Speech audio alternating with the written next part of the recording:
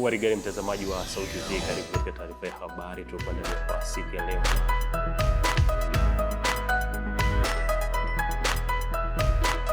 Kila tarehe 3 Mei dunia inaadhimisha siku ya uhuru wa vyombo vya habari, siku inayotambua mchango mkubwa wa wanahabari katika kuhabarisha umma, kukuza uwazi na kulinda demokrasia.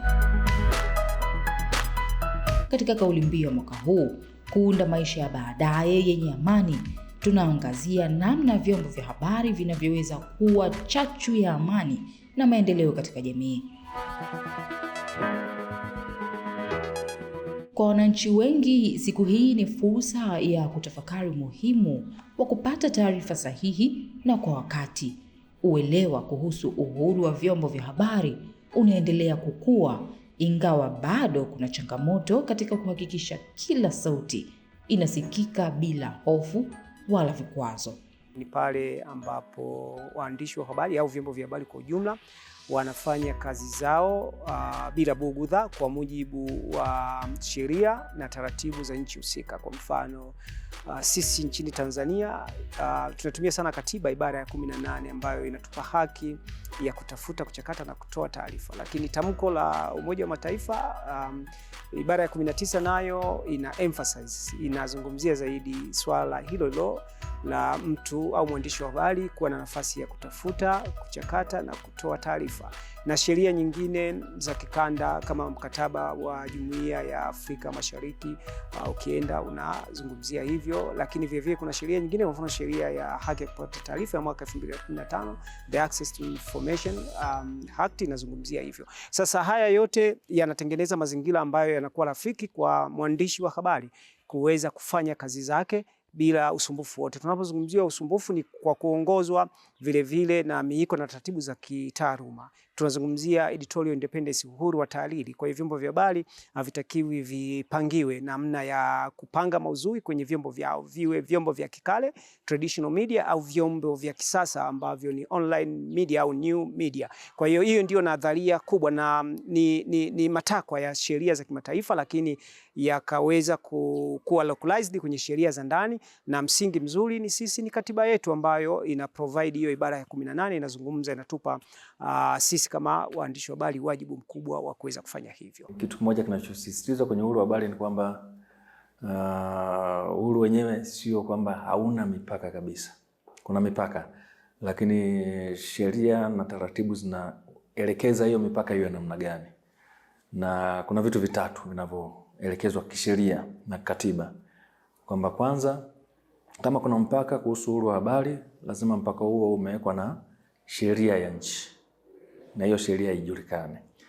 Lakini pili, sheria hiyo ambayo inaweka mipaka kwenye uhuru wa habari lazima iwe inalinda vitu ambavyo vimeorodheshwa kwenye sheria, kwenye katiba na standards za kimataifa, kwamba kulinda kwa mfano usalama wa nchi, kulinda haki za watu wengine, na kutotoa taarifa ambazo inaweza ikapotosha jamii, ikaacha taratibu zake au desturi zake, ikahamasisha vitu ambavyo sio sahihi katika jamii. Lakini kitu cha tatu ni kwamba hizo sheria lazima zinawekwa kwa misingi hiyo kwamba watu wanazihitaji. Ni dhana ambayo imekuwa na mjadala mrefu na kumekuwa na namna tofauti ya kuonyesha kwamba kiuhalisia hii dhana imebaki zaidi ni takwa au ni lengo ambalo tunatamani kulifikia kuliko uhalisia kwamba lipo au halipo. Na kwa maoni yangu nadhani ni kweli kwamba hatuwezi tukasema uhuru wa vyombo vya habari upo 100%. Uhuru wa vyombo vya habari umeathirika kwa namna tofauti. Kuna level mbalimbali ambazo zinahitaji kufanyiwa kazi, na kuna wadau mbalimbali ambao wanahitaji kushirikishwa na kila mtu kutoa mchango wake, ili basi mwisho wa siku kweli ule uhuru wa vyombo vya habari jinsi unavyotamaniwa, ile ideal ya freedom of the press au freedom of expression iweze kufikiwa. Kwa upande wa walimu wa taaluma ya habari, uhuru wa vyombo vya habari ni msingi muhimu katika kujenga kizazi cha wanahabari wenye maadili na weledi. Kupitia uzoefu wao, wanasisitiza umuhimu wa kuwajengea wanafunzi uwezo wa kuchambua habari kwa kina, huku wakizingatia ukweli na uwajibikaji. Sasa hivi kila mtu unaweza kuwa mwandishi wa habari na kila mtu unaweza kutuma taarifa popote, wakati wowote, kwa namna yoyote. Sasa hiyo kwa mantiki ya uhuru wa vyombo vya habari ni kitu kizuri. Lakini kwa upande mwingine tunavyosema huyu mtu anayetoa taarifa ya habari, uhuru wa vyombo vya habari ni pamoja na kuwa na ujuzi unaostahiki na unaotakiwa, ikiwemo maadili, kuweza kuamua ni kipi nipeleke, ni kipi kinastahili, ni kipi hakistahili. Na hiki ninachokipeleka nikipeleke, je, kiko sahihi? Masuala ya accuracy na objectivity, ni wangapi wanaijua hii? Sasa hiyo tayari unaona teknolojia ina pande mbili. Kweli imeboresha na ni nzuri na imepromote, lakini kwa upande mwingine pia imeathiri. Sasa tunaweza tukasema kwamba teknolojia ni mbaya? Hapana, labda ni changamoto kwamba ni namna gani tunaiaddress hii, the negative aspect. Ndio changamoto kubwa. Hata sisi kwenye akademia tunaumiza vichwa kufikiria masuala kama hayo, impact ya teknolojia, na hasa tunavyoongelea the digital technology, na jinsi ambavyo kwa upande mmoja imeboresha, lakini je, huu upande mwingine ambao imeleta changamoto kubwa sana kwenye upande sio tu wa utendaji, lakini hata wa maadili ya tasnia ya habari. Tunapoongelea kwa mfano kuja kwa AI ni kitu kizuri, lakini ukiangalia kwa undani zana ya pale ambapo inavyokuja zana ya kwamba AI ina uhatari wa kutufikisha mahala ambapo sasa huu binadamu tena hauna maana, na itafikia hatua unashindwa kutofautisha ni mstari wa binadamu na mashine unaudraw wapi.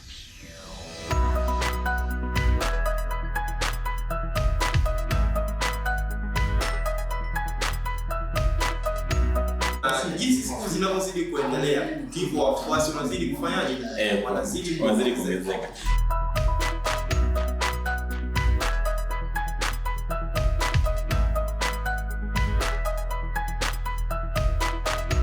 Wananchi wa mtaa wa Nyamalango waibua hisia zao kutokana na kuwa mafuta yanazidi kupanda na usafiri unazidi kuongezeka bei.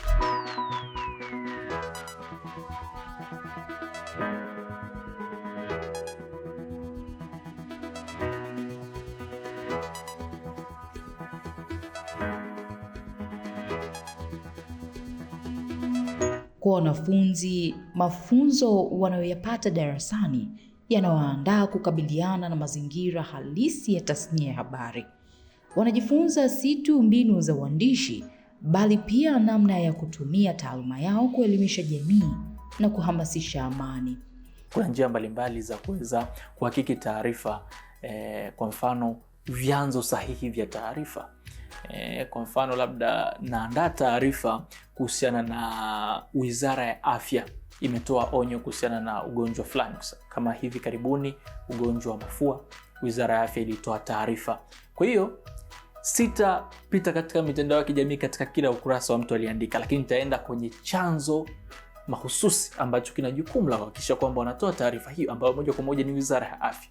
Wizara ya Afya kama wameiweka taarifa hiyo katika mitandao ya kijamii, basi nitajiridhisha na ndipo nitaandika taarifa yangu. Lakini pia kuna vyanzo watu ambao wanaweza kanipa taarifa. Kama ni taarifa hiyo ya afya, pia nahitaji kupata taarifa, nitamuuliza daktari kwamba je, swala la ugonjwa wa mafua nchini Tanzania lipoje kwa hivi sasa? Lakini pia kuna idadi yoyote ya watu ambao wameathirika na ugonjwa huo? Kwa daktari atanipa taarifa sahihi. Kwa hiyo manake wale watu sahihi wanaweza kanipa taarifa nayohitaji kulingana na taaluma yao.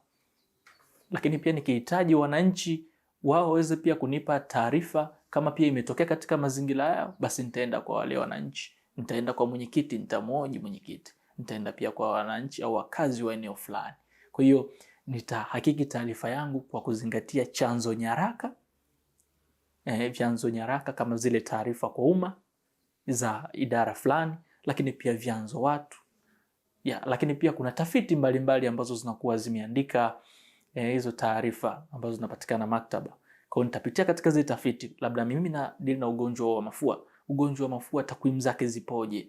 Miaka iliyopita ilikuwaje? Nikilinganisha na mwaka huu. Kwa hiyo nitapata taarifa au naweza nikaandaa taarifa ambayo imethibitishwa, ipo sawa, na wale watu ambao naenda kuwapelekea ambao ni wananchi, basi watapata taarifa sahihi. Teknolojia kwa hivi sasa imeathiri kwa namna moja ama nyingine, lakini si kwa ila 100%. Teknolojia inaweza kuwa imeathiri zaidi katika 80%. Kwa nini nasema hivyo? Mfano kama hivi, ukiangalia waandishi wengi hawana uhuru wa kuja kusema kwamba hiki kitu nimekifanya mimi kwa sababu ya teknolojia hivi sasa. Mfano AI kama sasa hivi imekuja.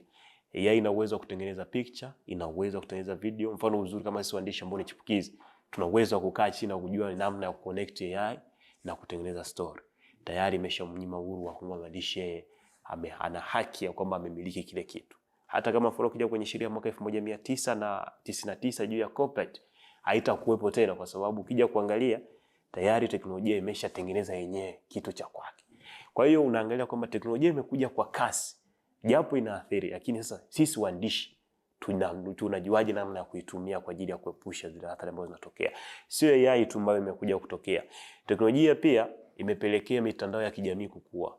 Watu wameanza kujua. Kuna watu mpaka sasa hivi ukija kuangalia hakuna haja ya kukaa chini na kuweza kuzungumza kwamba wananchi wa mtaa fulani wamekaa chini wamepata kitu fulani. Sasa hivi watu wanakaa mtandaoni, dakika moja ameshakaa. Hata kusubiria wewe kuja saa 3 kumletea news ya saa 3 package, wakati kuna mtu tayari kashaona mtandaoni kashaposti. Kwa hiyo inakuja kwamba hii inaleta kwamba unaona teknolojia inakuja kwa kasi, inaingilia majukumu ambayo mwandishi angeyafanya. Kupitia majukumu ambayo imeshaingilia tayari inatengeneza embargoes kwa mwandishi, kwamba utegemezi pamoja natengeneza zile sheria ambazo ni ngumu zinazidi kukumbana mwandishi. Mfano, kutokana teknolojia inazidi kuongeza umaskini kwa mwandishi kwa sababu kile kitu ambacho angekaa chini na yeye kukiandaa kwa ajili ya kazi yake tayari itakuwa imeshashusha yeye kujiweka sawa. Lakini kingine, media zenyewe zimeacha sasa hivi kuja kufikia kwa namna gani ya kuwatafuta waandishi wapya kwa ajili, kwa sababu tayari wenyewe washajua kutumia teknolojia. Teknolojia ikishakuja watachukua watu wachache sana ambao wanajua kutengeneza kutumia teknolojia. Wataacha wale wengine ambao teknolojia wangeenda kwamba labda mimi ninajua kutumia teknolojia afu nitaajiriwa, afu yule ambaye hajui kutumia teknolojia ataachwa. Na hii kwa sababu ya nini? Ataachwa kwa sababu tayari ameshindwa yeye kutumia teknolojia ambayo media yenyewe inaitaka. Unaona kwamba tayari inaingilia taratibu uhuru wake, kwa sababu unaona inazidi kuongeza umaskini. Lakini nini kifanyike kwa ajili ya kuweza kuepusha yote ni kwamba tujifunze, tukubali kwamba teknolojia imeshakuja. Tuachane na ile mifumo ya zamani kwamba sisi babu zetu walijifunza gaipi. Mbona waandishi wa zamani kwa hivi? Sasa hivi tuko kwenye teknolojia. AI kashakuja, teknolojia nyingine zitakuja, smartphone nyingi zinakuwa. Sasa hivi kuna teknolojia nyingine ambazo zinakuja. Mfano kama kinafuatilia kwenye sasa hivi ChatGPT sasa hivi mwenyewe ana uwezo mkubwa sana wa kukaa na kubuni story, licha kwamba reality ya mazingira inaweza kuwa yeye, lakini akabuni story ambayo kaenda viral bila hata wenyewe kujua. Asante. Kuna msemo mmoja mimi napenda kuishi kwamba kuna haki na kuna wajibu.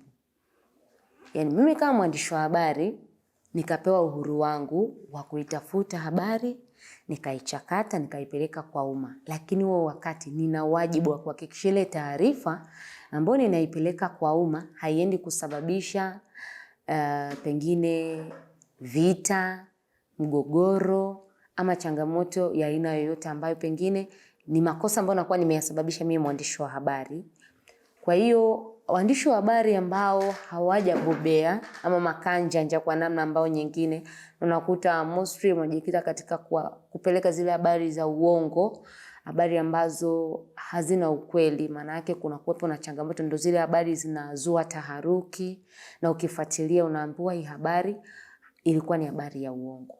Kikubwa tu ni kurudi darasani. Yaani taaluma ya habari inapaswa kuheshimiwa kama taaluma zingine.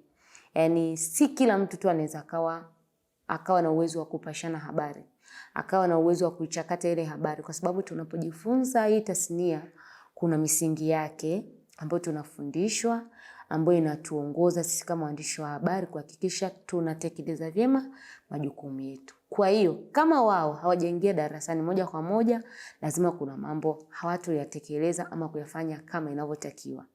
Ndio maana matokeo yake wanaweza kufanya tasnia ya habari ikaonekana kana kwamba labda tunapeleka taarifa za uongo, lakini si wale ambao waliingia darasani, lakini ni wale ambao wamevamia tu tasnia ya habari. Neno langu kwa waandishi wa habari, cha kwanza, kufanya kazi kwa weledi, kwa kuzingatia maadili ya vyombo vya habari.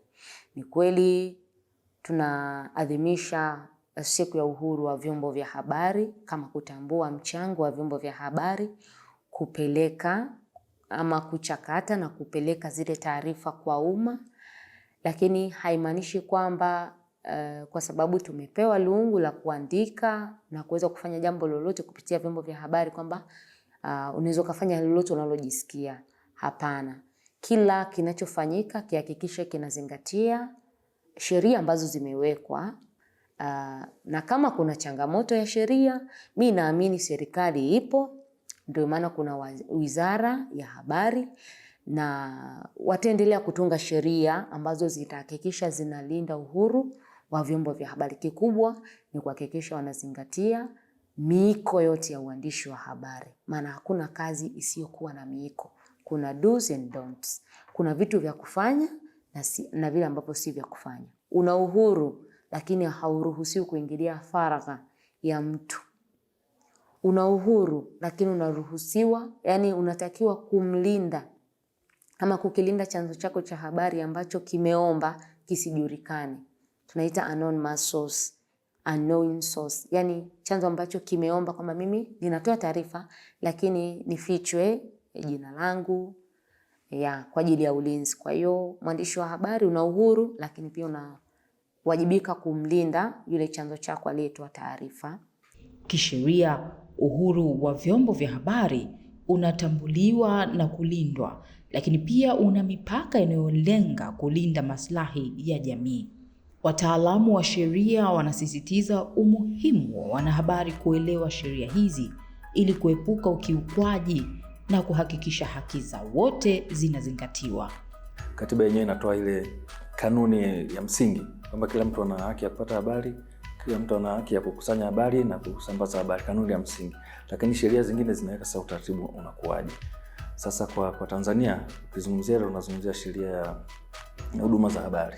Kwamba inaweka sasa uhuru upo, lakini kwa kiwango gani? Na moja ya masharti ambayo yanawekwa na hiyo sheria ni mtu hawezi kufanya kazi ya habari kama hajapata ithibati. Na hiyo ni kudhibiti sasa wale watu ambao wanaweza kuwa wanatumia vyombo vya habari, hasa teknolojia kama ilivyo sasa hivi, kutoa habari ambazo zinaweza zikasababisha madhara kwenye jamii. Kwa mfano wakatoa habari ambazo zinaweza kuhamasisha vurugu au kusambaza habari za uongo ambazo zikaleta chuki labda kati ya jamii na jamii, wanajamii wenyewe, lakini hata kwa jamii, kwa raia na serikali yao au uongozi ambao umechaguliwa kwa sahihi. Kwa hiyo ni muhimu kudhibiti. Lakini kwa taratibu zingine za kimataifa na mjadala upo, unaweza kufuatilia kwamba kuna watu wanaodhani kwamba unaposema uhuru wa habari unazungumzia ile haki ya kujieleza kwa ujumla wake. Na kama ni hivyo, hiyo ni haki ya kila mtu. Na kama ni haki ya kila mtu, basi yoyote anaweza akaingia kwenye uandishi wa habari na akasema chochote ambacho anakia. Lakini kuna misingi inawekwa. Uhuru sio mpana kiasi hicho. Una misingi yake. Kunaweza kuwepo na sheria ambayo ikaweka mipaka ya uhuru. Kwa sio mpana kiasi hicho ukilinganisha na aina nyingine ya haki. Kwa mfano mzuri ni haki ya kuishi. Haki ya kuishi haina mpaka. Umezaliwa lazima uishi, haina mpaka. Lakini ukija kwenye kujieleza na haswa kwenye mambo ya habari, kutoa habari na kuna kutafuta habari, kuna mipaka. Kwa mtu aweze kuelewa mipaka hiyo labda kama amepitia mafunzo fulani ya kujua mipaka hiyo. na hiyo ndio inaleta uandishi ambao unazingatia maadili. Sasa kama mtu hajasomea kabisa, hajapitia mafunzo yoyote, anaweza asijue hata maadili ya uandishi na akaandika habari ambazo labda zinakiuka haki ya mtu mwingine au zinasababisha uchochezi katika jamii. Katika ngazi ya taasisi, uongozi una jukumu la kuweka misingi imara ya uadilifu, uwazi na uwajibikaji. Taratibu hizi husaidia kuhakikisha habari zinazotolewa zinajenga jamii badala ya kuchochea migogoro. Kauli mbiu ni nzuri sana, kujenga mustakabali wenye muktadha wa amani. Na sisi kama MISA kwanza ni washiriki wakuu wa maandalizi ya siku ya uhuru wa vyombo vya habari, na hata mimi ni mwenyekiti wa kamati ile kuu ya kitaifa. Kwa hiyo sisi tumejipanga kwa kuhakikisha kwanza waandishi wa habari wanashiriki wenyewe, lakini pili, siku hii inatangazwa kama leo hii tunavyokaa na kufanya mahojiano haya na TBC, kwa sababu tunaamini chombo cha habari ni chombo chenye kupaza sauti. Kwa hiyo wananchi wakajenga uelewa wa siku kama hii. Lakini pili, tutashiriki moja kwa moja kwenye kufanya majadiliano na viongozi wa kitaifa, ikiwemo Mheshimiwa Waziri Mkuu na waziri mwenye dhamana. Tunajua sasa hivi ipo kaka yetu Makonda pale. Tutaongea naye, tutamwambia changamoto, tutamwambia mafanikio na tutamwambia mapendekezo, ili cha msingi sisi sote twende pamoja. Na hapa nisisitize, waandishi wa habari lazima tufanye kazi kwa kufuata weledi, kufuata misingi ya uandishi wa habari, kufuata uzalendo wa taifa, kwa sababu kitu cha kwanza,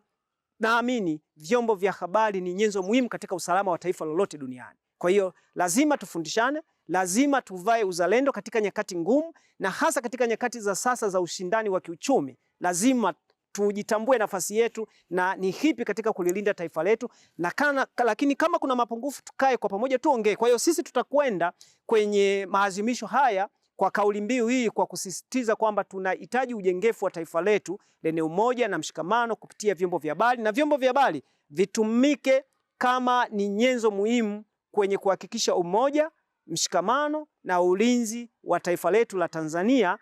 Ndiyo kitu cha kwanza kuliko kitu kingine chochote.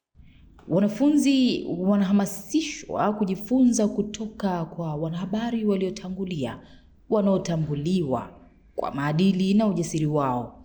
Kupitia mifano hiyo, wanajifunza kwa waandishi wa habari wanaoweza kuleta mabadiliko chanya katika jamii. Kwa Tanzania, mwandishi wa habari ambaye ananivutia, kuna mwandishi wa habari wa simulizi na sauti anaitwa Frederick Bundala. Ananivutia sana, uandaji wa taarifa, lakini pia sauti yake na namna anaandaa taarifa zake ananivutia. Lakini pia Millard Ayo ananivutia, na kwa nje Sami Awami. Kwa Tanzania, kwa sababu napenda michezo, ni Kennedy Moses wa Azam TV. Na kwa nini? Kwa sababu au wanavokana kupresent, namna gani anaonekana kushusha madini yake. Mfano mzuri, si kana kwamba na maisha wengine wajuu ya hawezi, ila zewe anavokaa na kupresent, afu anavyoonyesha kwamba yeye ana haki ya kufanya kila ambacho anakifanya. Kikubwa ambacho unasema kwamba mwandishi siku zote inabidi utawale jukwaa ambao linakuzunguka. Wewe kama una uwezo wa kutawala jukwaa, basi inabidi ujiulize kwa nini. Role model wangu ni Anna Mwasioke. Nimekuwa nikimfuatilia hususan katika engo ya matumizi sahihi ya lugha ya Kiswahili. Nimekuwa nikifuatilia akaunti zake, namna ambavyo anacheza na lugha, na bila shaka tumeona namna ambavyo amekuwa akishiriki kwenye makongamano mbalimbali. Anaongoza kongamano kwa mfano la idhaa ya Kiswahili. Unaona ni kwa namna gani mwandishi wa habari ambaye yeye anawajibikia kila ambacho anakipenda. Kwa ujumla, uhuru wa vyombo vya habari ni nguzo muhimu katika kujenga jamii yenye amani na maendeleo. Ni wajibu wa kila mmoja, wanahabari, viongozi na wananchi, kuhakikisha uhuru huu unalindwa na kutumika kwa manufaa ya wote. Kwa pamoja tunaweza kuunda maisha ya baadaye yenye amani kupitia taarifa sahihi na uwajibikaji. Maureen Minanago, amani iwe nawe.